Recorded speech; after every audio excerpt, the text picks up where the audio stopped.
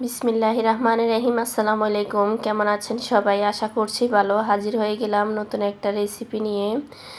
আমি আজকে পটলের একটা ভাজি করে দেখাবো, আর এই ভাজিটা কিন্তু খুবই ভালো লাগে খেতে। কারা কারা খেয়েছেন অবশ্যই জানাবেন। আমি একটা ছুরির সাহায্যে পটলগুলোকে ছিলে নিচ্ছি, আপনাদের দেখেই বুঝে নিতে হবে। আমি সবগুলো করে নিয়েছি।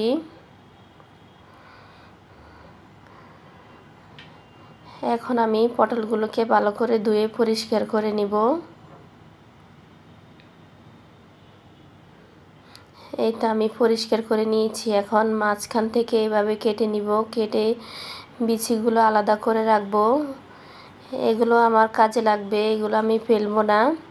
আমি সবগুলো বের করে নিচ্ছি।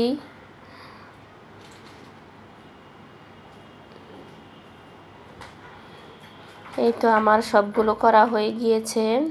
আমি এখন বিচিগুলোকে একটু হাত দিয়ে নরম করে নিচ্ছি।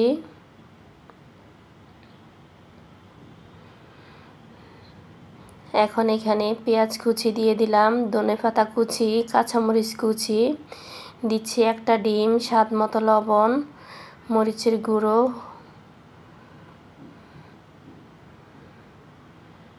জিরা গুঁড়ো দিয়ে ভালো করে মিশিয়ে নিব।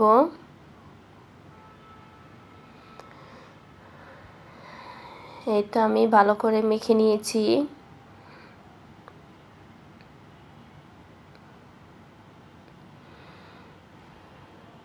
এদিকে আমি পটলের মধ্যে লবণ, হলুদ, মরিচ দিয়ে দিচ্ছি, দিয়ে ভালো করে মেখে নিব।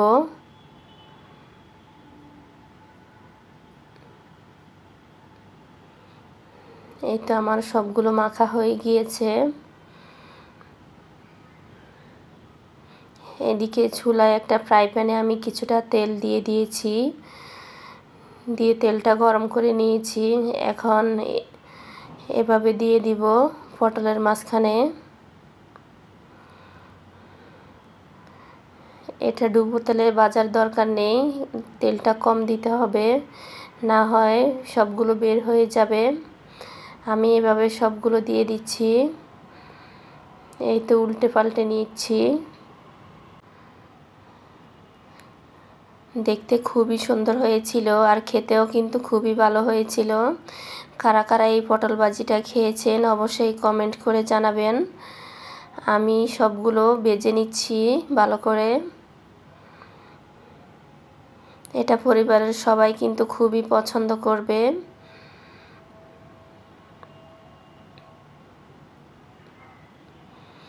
একটু সময় নিয়ে ভাজতে হবে, না হয় ভিতরে কাঁচা থেকে যাবে আর খেতে ভালো লাগবে না। আমি সবগুলো ভেজে নিয়েছি।